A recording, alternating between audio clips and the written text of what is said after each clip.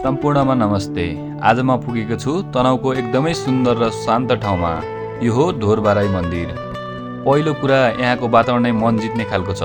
सहरको भिडभाडबाट टाढा हरियाली र शान्ति बीच बसेको यो मन्दिर साँच्चीकै पिसफुल स्केप जस्तो लाग्छ।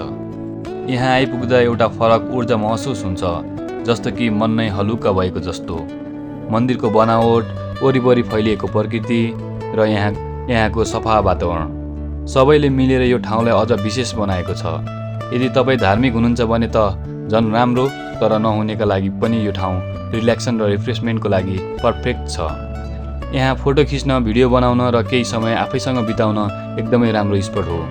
यदि तपाईँ तनहुँ घुम्न आउँदै हुनुहुन्छ भने यो ठाउँ मिस नगर्नुहोस्। मलाई पर्सनल्ली यो ठाउँ शान्ति र पोजिटिभ भाइब दियो। तपाईँ पनि आउनुहोस् र आफैले अनुभव गर्नुहोस् ढोरबाराईको वास्तविक अनुभूति। यो मन्दिर केवल पूजा गर्ने ठाउँ मात्र होइन, यो हाम्रो संस्कृति, हाम्रो पहिचान र हाम्रो विश्वासको जीवित प्रतीक हो। भनिन्छ यहाँ माता बाराईको शक्ति अत्यन्तै बलियो छ। साँचो मनले मागेको कुरा पुरा हुन्छ भन्ने विश्वास छ।